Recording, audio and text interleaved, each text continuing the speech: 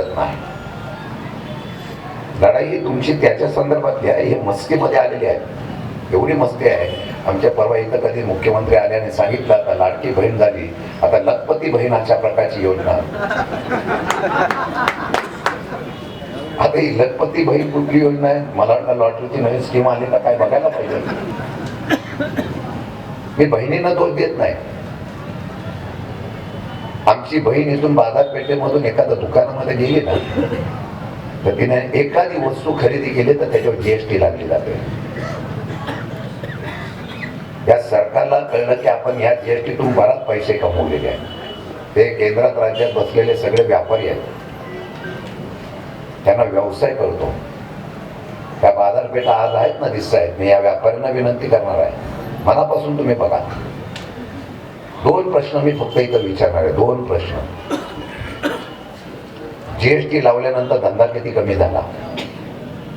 आणि इतका जीएसटी 3 लाख कोटीच्या वरती वसूल केल्यानंतर सरकारला वाटतं की जीएसटी आपण जास्त घेतो, निवडणुकीच्या अगोदर सांगितलं मी जीएसटी कमी करतो. पैसे तुमचेच आहे, मग ते योजनेमध्ये द्यायचे.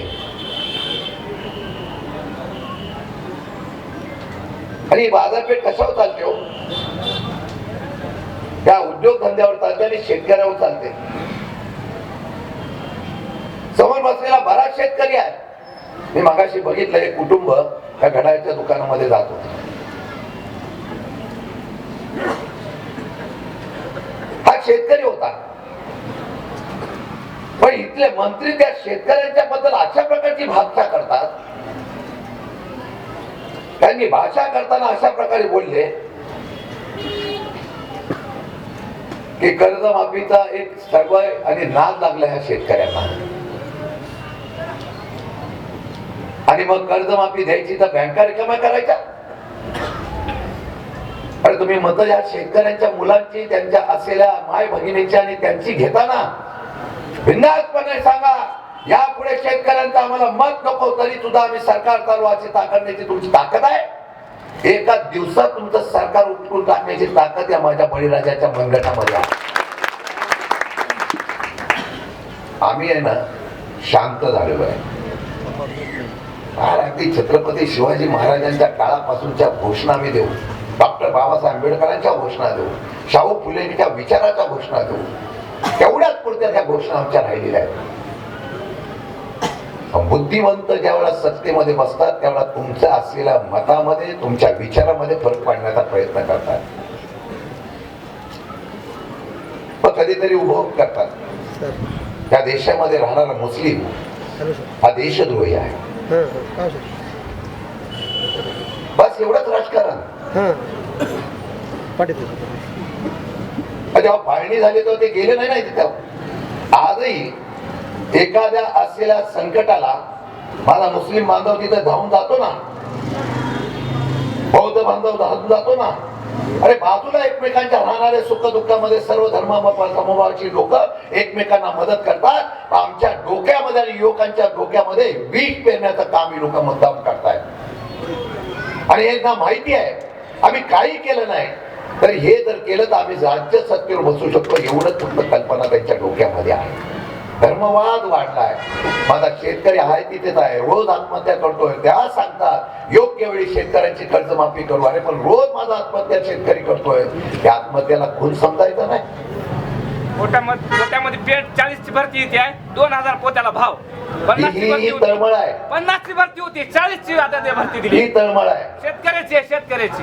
ही चीड आली पाहिजे. दूध आहे तिथंच. या सभागृहामध्ये कापासीला भाव मिळाला पाहिजे, सोयाबीनला भाव मिळाला पाहिजे म्हणून दर जाहीर केल्यानंतर ओरडण्याचं काम आम्ही केलं. खाजगी व्यापारी त्याच्यापेक्षा कमी दरामध्ये घेतो, तरी त्या असलेल्या गरीबाच्या असलेल्या अन्नाचा तोंडामध्ये जाणारा कुटुंबातला अन्न घास कमी जातो म्हणून सरकार त्याच्याकडे लक्ष देत नाही. ही चीड आली पाहिजे. हे फक्त तुम्हाला पेटवायला आलेलो आहे. भिकारी शेतकरी आहे, फक्त कोणीच नाही. अतिवृष्टी झाली आणि अतिवृष्टी झाल्यानंतर शेतकऱ्यांना मदत केली गेली नाही.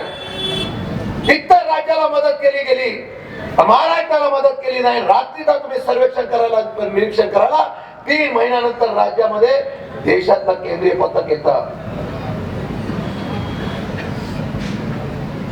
किती अन्याय तुम्ही सहन करणार आहे आणि काय तुमच्याकडे पाहताय तो कोणतरी म्हणतो चाव्या माझ्याकडे आहे, आम्हाला मत दिली नाही तर तुम्हाला मतदान दिलं नाही तर तुमचा विकास देणार नाही, तुम्ही देऊच नका. आमची इडी ताईट नसल्या त्याची इडी ताईट ह्याचं जाणून आमचं पक्क फायदा आता ह्या 2 तारखेला कुणी पक्षाला की इडी लावतो म्हणतो कुठला रात्र मधून इकडे इडी तिकडे जाणवलं का त्याची इडी ताईट असेल आमचं जाणवलं ताईट आहे. आता त्याला ते दाखवूनच मग करायचं. 2 तारखेला वाईट वाटतो आता पैसे इडीनं चालू आहेत, इडीनं पैसे ह्याचे कुठे गेले आता जाणवलं ह्याचं. मी खरं सांगतो हे जे चाललंय ना ते सत्तेची मस्ती आहे लोकांची. खरं आहे ते सांगताय निधी देणार नाही. मी आज अहमदपूर मधून तुम्हाला आश्वासन देतोय, एक इतिहास करून दाखवा, एक इतिहास. माझ्या नगराध्यक्षांनी सगळे महाविकास आघाडीचे नगरसेवक निवडून आणा आणि मग यांनी विकास देऊ नको, पैसा नको देऊ द्या. मंत्र्याला आणि मंत्र्याला घेराव घालण्याचं काम सुद्धा आम्ही करू, एवढं तुम्हाला इथं इशारा देतो. तुमच्या बापाचा पैसा आहे, सरकारचा पैसा, अरे लोकांनी निवडून कोणाला द्यायचा हा त्यांचा अधिकार आहे. पण तिथे सुद्धा पैसे तुम्हाला देणार नाही धमकी देतात. काय करते निवडणूक आहे. मगाशी माने गेले त्यांनी सांगितलं काय बिंदास लोक बोलतायत, आम्ही बोललो की लगेच तिथं शूटिंग चाललेली असेल लगेच सांगतात हे आचारसंहितेचा भंग केला, बाकीचे काय बारसं घालतात तुमचा.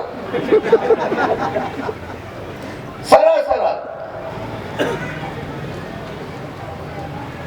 MIDC देऊन टाका, देतो लगेच निवडणूक झाल्यानंतर देतो. मग 2-4 वर्ष काय करत होता त्यावेळेला का दिली नाही. निवडणुकीचा भंग नाही. ते म्हणतात तुम्ही मला फक्त मत द्या, पाहिजे तेवढा निधी मी तुम्हाला देतो. ही निवडणुकीचा आचारसंहिता भंग नाही. त्याला भीतीच राहिली नाही का निवडणूक आहे, कोर्ट यांच्याकडे जाऊन आम्ही न्याय मागतो. भीती राहिली नाही, सर्वसामान्य जनतेची भीती राहिली नाही, मतदाराची भीती राहिली नाही. आमची तरुण पोरं बेरोजगार झाली, नोकऱ्या नाही. आई बाप कष्ट करून पोरगा जेवढा इंजिनियर होतो, आई बापाला वाटतं माझा पोरगा फार मोठा झाला, बिचाराला नोकरी मिळत नाही, तेवढा आई बाप सुद्धा खुंटून जातो.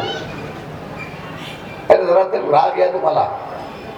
पैसा पैसा सर्व नाही. एक दिवसासाठी तुम्हाला 5,000, 10,000, 15,000 देण्याचा प्रयत्न करून मत विकत घेतात. मत विकत घेऊन आम्ही निवडून येतो. या भ्रमामध्ये सरकारमध्ये असलेले सत्तेमधली माणसं आहे आणि हे माणसं ज्यावेळेला अशा पद्धतीने वागतायत ना त्यांच्या विरोधामध्ये आपल्याला लढाई ही करावीच लागेल. ही लढाई करण्याच्या संदर्भात विनंती करण्यासाठी मी तुमच्याकडे आलेलो आहे.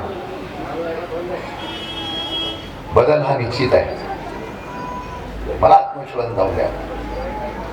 आमच्या हाताच्या पंजावर आमचे नगराध्यक्षाचे उमेदवार उभे राहिलेले आहेत आणि बाकी महाविकास आघाडीचे आमचे सगळे उमेदवार उभे राहिलेले आहेत. तुम्ही जर मनात आणलं ना हे उद्या येतील, मग एवढे पैसे देतो तेवढे पैसे देतो, तो ह्या जातीचा तो त्या जातीचा, कोणत्या जातीचं कल्याण केलेलं दाखवं त्यांनी. महामंडळ एवढी काढली, या महामंडळामध्ये आजही त्यांना सर्व जातीची महामंडळ काढल्यानंतर सुद्धा पैसे नाही, वस्तुस्थिती आहे. मी माझ्या माता भगिनींना खरंच विनंती करेन, आपण गरीब आहोत, कष्ट करतो, मेहनत करतो आणि त्यातून जे सोनं पिकवतो त्या सोन्याला भाव मिळत नाही. फक्त 1,500 दिल्याचं काम करतात.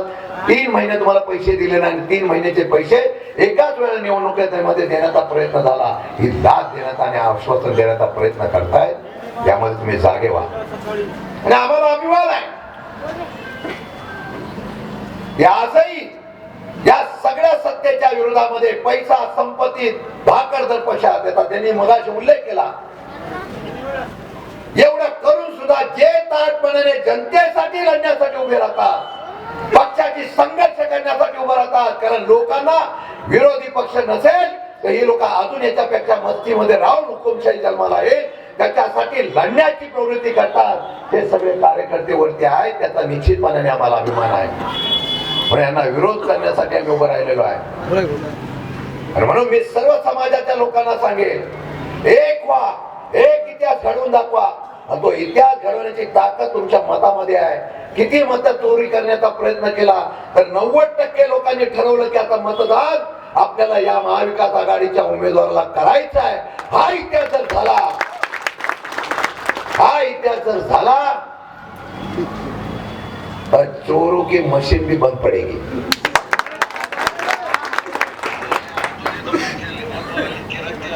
आणि नेतृत्व उभं करायला शिकावं. 2 पाटलामध्ये कुठला तिसरा पाटील चांगला तेवढं बघा.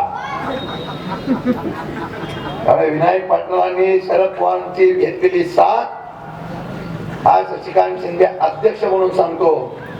विनायकराव पाटील साहेब, लातूर जिल्ह्यामध्ये महाविकास आघाडीचा झंडा उभा करा. तुमच्या बरोबर आम्ही ताकदीने खांद्याला खांदा लावून या ठिकाणी उभा राहणार आहोत आणि तेवढी साथ देण्याचा प्रयत्न तुम्ही सगळ्यांनी करा.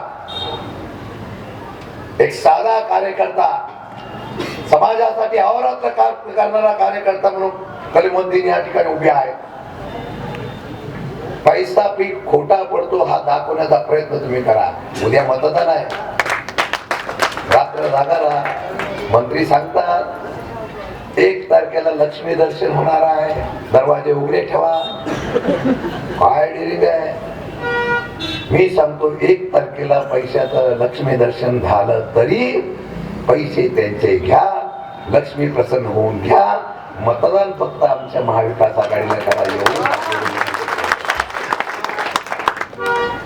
मला विश्वास आहे इतक्या मोठ्या संख्येने आपण उपस्थित आहे. हा महाराष्ट्र आहे. महाराष्ट्र हा महाराष्ट्र देशाला क्रांती करून